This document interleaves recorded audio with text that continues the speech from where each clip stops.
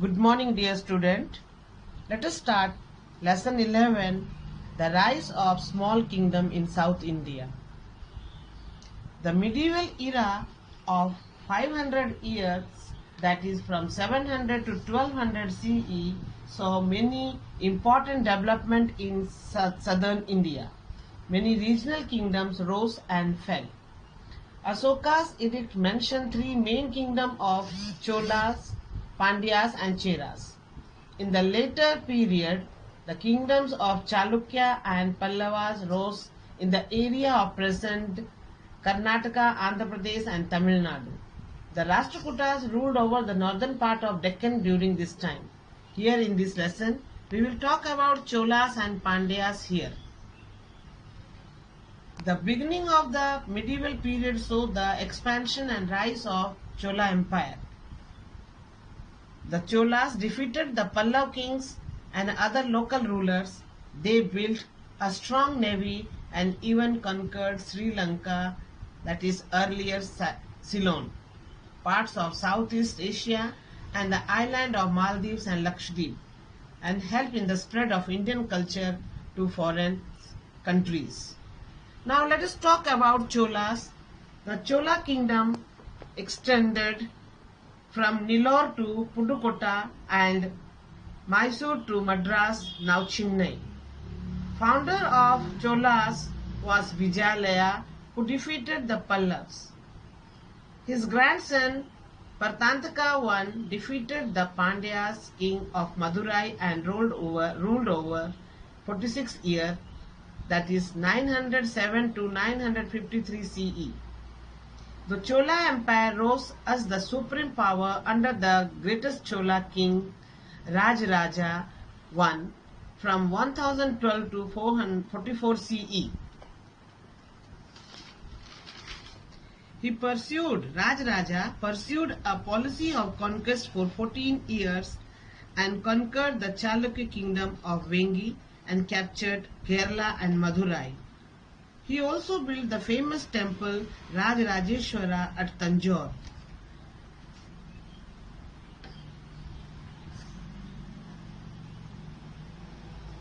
The walls of temple depict his conquest. Rajaraja was succeeded by his son Rajendra Chola, who ruled for 28 years. He expanded his territories over Andaman, Nicobar Island, Sumatra, Malaya, Pegu. He defeated the Pal king Mahipal of Bihar and Bengal, and he got the title of Gangai Kodai, victor of Ganga. There was constant war and internal conflict in Chola Empire, and the rise of Hindu kingdom at Vijayanagar gave the final blow of Chola dynasty. Rajaraja spread the message of Veda among the common people. The king performed Aswamedha Yajna to celebrate their conquest. So in this way, Chola, they were very powerful and they ruled India for many years, and they built many temples, many local languages were developed. They gave message about Vedas, etc. Now dear student, let us proceed and study about the Pandyas. The Pandyas, they were ruling in India in 7th century CE. They ruled over Madurai, Tirunelveli and part of Travancore. It is reputed to be most ancient of Tamil states. Kandungori started the Pandyan rule. In this way we can say Kandungori was the founder of Pandyan rule, Pandyan Empire. His son Maruvarman Avani Sulemani came into conflict with the Pallavas. He aligned with Cholas and defeated the Pallavas. The Pandyas, they carried on frequent war with Sri Lanka. In the 11th century, they were compelled to submit the supremacy of mighty Chola. But in 13th century, they asserted their independence again under Jalavarman Sundara Pandya. He ruled from 1251 to 1272 CE, gradually Pandyas they became leading power in the south. Unfortunately, a civil war broke and the Muslim invaders they came India, they plundered, they looted the kingdom, and the weaker successor of Pandyan were responsible for the decline of Pandyan kingdom. Now let us see how was the governance in South India. If we see administration, the king was the head of the state. His office was hereditary. The right of king were unlimited. There were many departments. Many ministries were there who were helping the king. The kingdom was divided into many provinces. It was known as Mandalam. Each province was under the control of an official who worked according to the instruction of the king. Economy, land revenue was the main source of income. 1/3 of produce was given to the Chola rulers. The economic condition of the people was very good. Agriculture, trade, weaving were the main occupation. There were irrigational facilities, so agriculture production was also good. The Chola ruler, they spent a major part of income on public welfare, making road, making dharamsalas. They were giving grants to the temples and irrigational facilities, etc. Society in South Indian was also caste-ridden like North India. The Brahmin and Kshatriyas, they were dominating the lower caste people. The peasant tilted the land which belonged to the ruler or the temple. Religion was very important part of the people of South India. Buddhism, Jainism was not popular. Hinduism was most popular religion. Vedic sacrifice was quite common. Lord Vishnu and Shiva was worshipped. Kanchipuram was an important center of studies of Sanskrit and regional languages like Tamil. It was also a center of pilgrimage for Hindu devotees. Later on, the Bhakti saint preached the teaching of epics of Ramayana and Mahabharata. The epics were translated into South Indian languages. Many great literature work like Silpadi Karam and Mani Me Kalai were written during this period. These two literary works were written in Tamil language. Education. The temple in the South India, they were not only place of worship, but it was also a center of culture, administration and education. Each temple had an attached mutt which provided free education, boarding, lodging to the student. Some temple emerged as a leading cultural center. There were fair, cultural activities. During this period, Sanskrit continued as the language of scholar. Tamil, Kannada, Telugu was also progressing. The famous saint and philosopher of this period were Shankaracharya and Ramanuja. Now let us talk about art and architecture during this period in South India. The ruler of Southern Kingdom were not only great warrior, but they were also pattern of art and architecture. They built a number of important temples. The large rock-cut temple at Mahabalipuram and Kailasnath were built in 8th century, and it is a great example of art and architecture during this period. The Shiva temple of Tanjore and the bronze statue of Nataraja are the fine example of Chola art. Dear student, you are able to see the Mahabalipuram temple, Kailasnath temple and the bronze statue of Nataraja.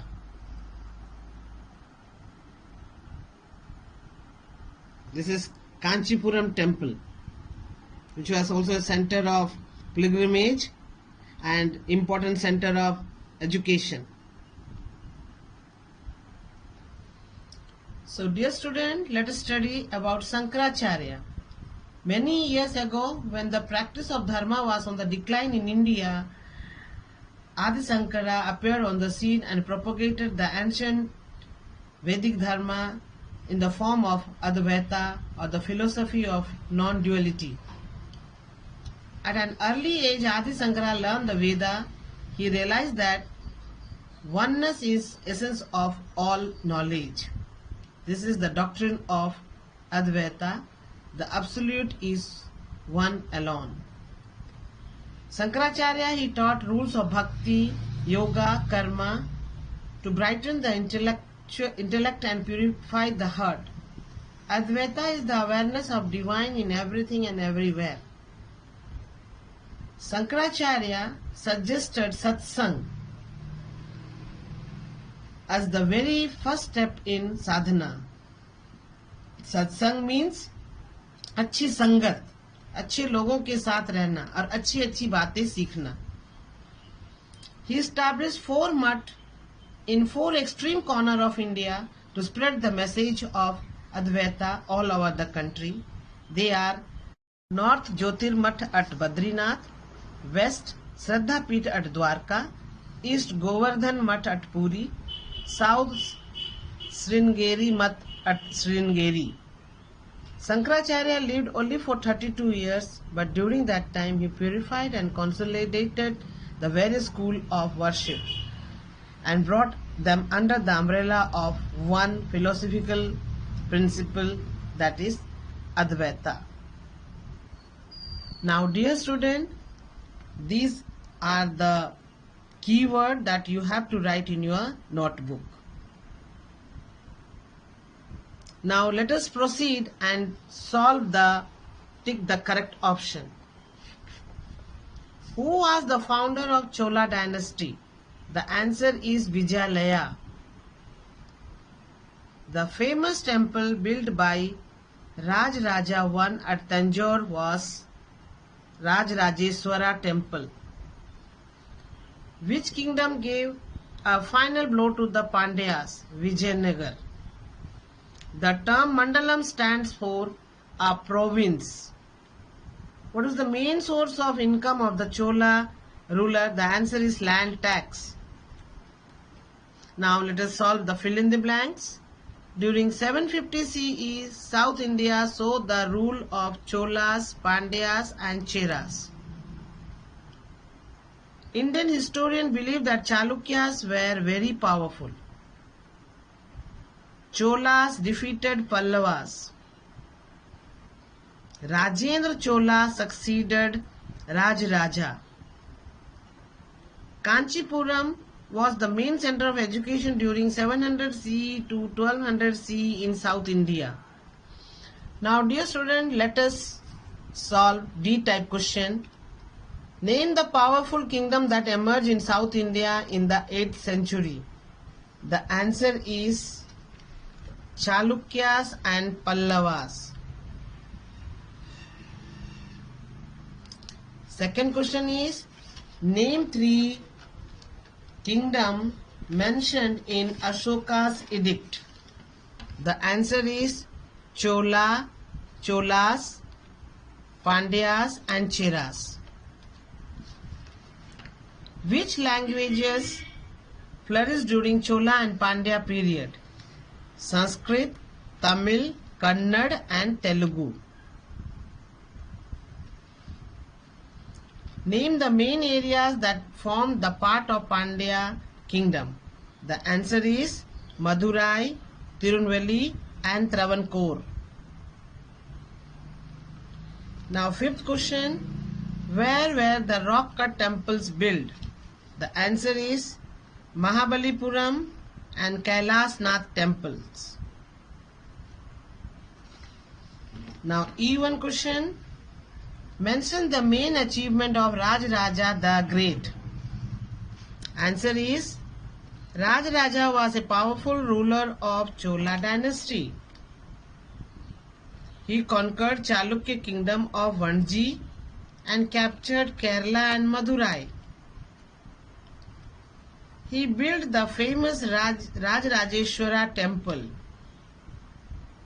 He started a policy of conquest for 14 years. Now E2. Describe the socio-economic condition of the people in southern states. The answer is, the society was caste-ridden. The Brahmin and Kshatriya dominated the lower caste. Land revenue was the main source of income. The economic condition was good. There was irrigational facilities. Now E3. What were the religious beliefs of the people in southern state during the medieval period? The answer is, religion played an important part in the life of the people. Buddhism and Jainism was not so popular. Hinduism was most popular religion. Vedic sacrifices were quite common. Kanchipuram was a center of pilgrimage for Hindu devotees. Now question number 4. Describe the development of art and architecture under the southern rulers. Answer number 4. The rulers of South India were great patrons of art and architecture.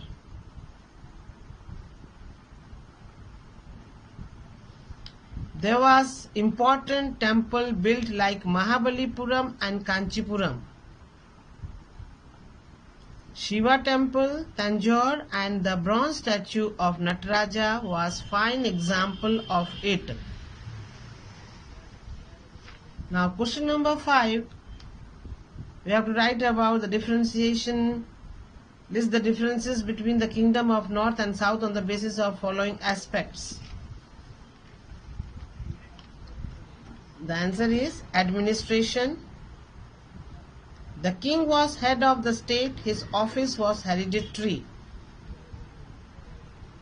Economy. Land revenue was the main source of economy. Economic condition was good. Society. The society was caste-ridden like North. The Brahman and Kshatriya dominated the lower caste.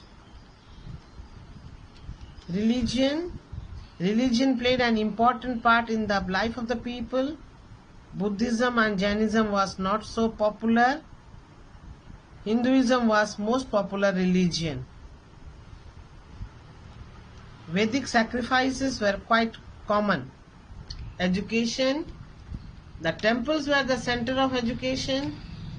Free education was given. Sanskrit was the important language. Tamil and Kannada and Telugu was also developed. Art and architecture. The sources are Mahabalipuram, Kanchipuram. Bronze statue of Nataraj are fine example of art.